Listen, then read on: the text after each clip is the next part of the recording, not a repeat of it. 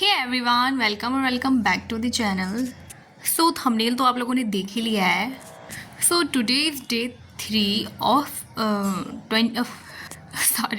Today is day 3 of 5 days challenge. Not challenge, it's strategy by the way, but मैं एक challenge के तौर पे इसे फॉलो कर रही हूँ। वो अलग बात है कि मुझसे फॉलो हो नहीं रहा है। अब मैं आप लोगों को बताती हूँ कि मैं ऐसा क्यों बोल रही हूँ। सो आप लोगों को दिख रहा होगा कि 5 डेज़ का मैंने स्ट्रेटजी बनाया था। सो अगर जिसको पता नहीं है वो इससे पहले वाली वीडियो ज़रूर देखना, फिर समझ में आएगा, वरना इसमें बिल्कुल भी समझ में नहीं आने वाला है directly. Bye the way, first day मैंने अच्छे से कर लिया था इंग्लिश, और इंग्लिश मैंने अच्छे से रिवाइज तो कर लिया था। देन शाम से मैंने सोचा था कि अब सैम्पल पेपर लगाऊंगी, बट शाम से मेरा इतना हेडेक होने लगा है कि मैंने इंग्लिश बस रिवाइज़ करा था पूरे दिन, और शाम में मैं सैम्पल पेपर नहीं लगा पाई।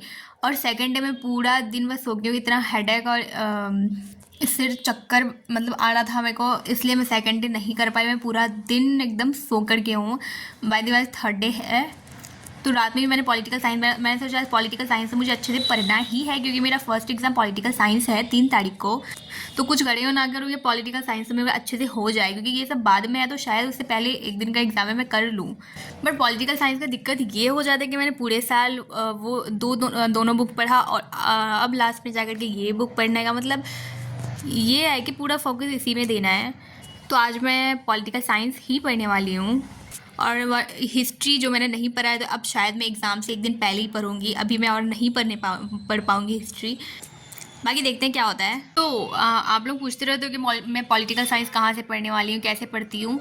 तो मैं तो वैसे बुक से ही पढ़ती हूँ, बट चाहे तो चैट जीपीटी से शॉर्ट नोट्स निकाल लेती हूँ, वो पढ़ती हूँ, या फिर ये मैंने नोट्स बनाए हैं। ज़्यादा नहीं, बस पूरा बुक का निचोड़ मतलब छोटा मोटा करके शॉर्ट नोट टाइप का मैं बना ली हूँ।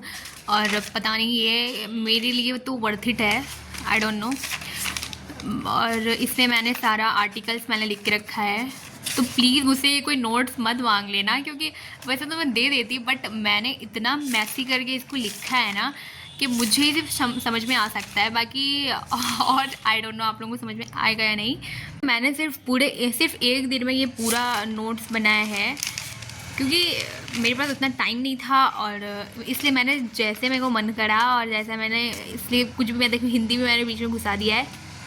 मैं आप लोगों को नोट्स पक्का दे देती अगर ये अच्छा से बना हुआ होता तो।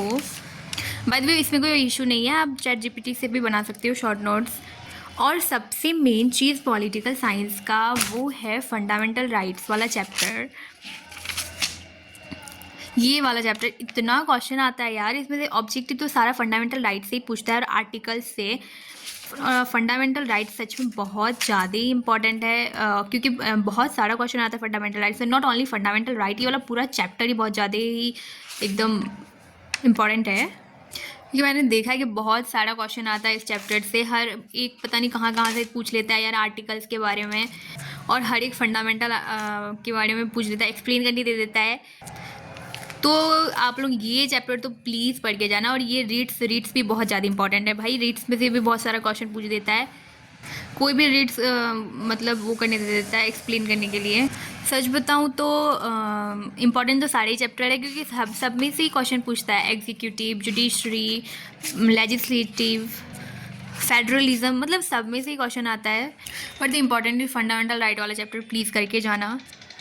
अगर आप लोगों को तैयारी नहीं भी है ना, अगर वो वाला चैप्टर करके जाओगे तो I am sure 30 to 40 question ऐसे सॉल्व हो जाएगा आप लोगों का, सब्जेक्टिव ऑब्जेक्टिव मिला करके। आई मीन 30 to 40 नंबर का सॉल्व हो जाएगा, इतना यकीन है। लेकिन ये बात है कि वो वाला चैप्टर अच्छे से करना होगा। इस पेज में मैंने इंपॉर्टेंट आर्टिकल्स लिख के रखा है, मैं बस इसी को रिवाइज करती हूँ बार बार।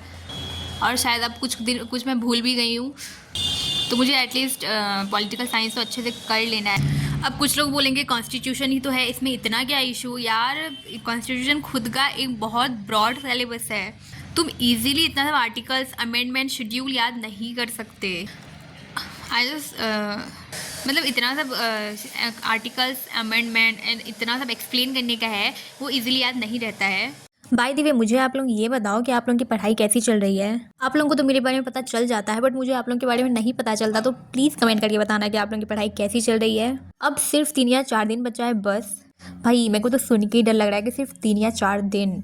I mean, पूरा साल कैसे ख़त्म हो गया, आई रियली डोंट नो। आप लोगों को डर लग रहा है कि नहीं, मेरे को कमेंट करके ज़रूर बताना। अगर नहीं लग रहा है फिर भी कमेंट करके बताना, क्योंकि मेरे को तो बहुत ज़्यादा डर लग रहा है। मेरे को लग रहा है कि मैंने कुछ पढ़ा ही नहीं है। ऐसा लग रहा है एग्ज़ाम हॉल में जाकर के मैं भूल जाऊँगी सब कुछ। बट प्लीज़ गॉड ऐसा बिल्कुल ना हो, बस सबका एग्ज़ाम बहुत अच्छे से चले जाए। अरे मैं मेरा कितना आएगा मैं अपना एजम्पशन भी नहीं बताऊँगी, क्योंकि अगर एजम्पशन से मेरा कम आया तो आप लोग ही कमेंट करके बोलोगे कि क्या हुआ, नहीं आया, ये वो।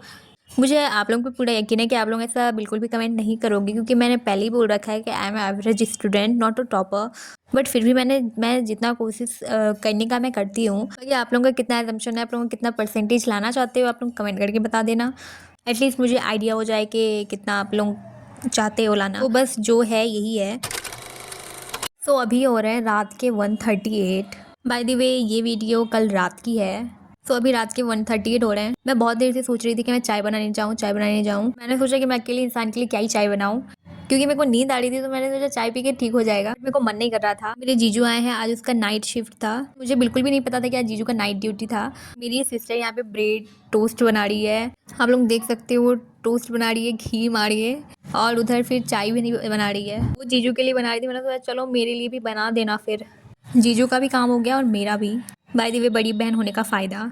टोस्ट को थोड़ा इग्नोर करना, जल्दी जल्दी में जल गया है, बट इट्स ओके। तो अब मैं लाइट वाइट ऑफ करके मैं सोने जा रही हूँ।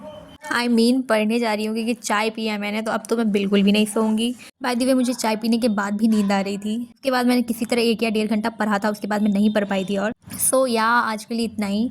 मिलते हैं नेक्स्ट वीडियो में। तो चैनल में नए हो तो प्लीज़ प्लीज़ प्लीज़ सब्सक्राइब कर देना।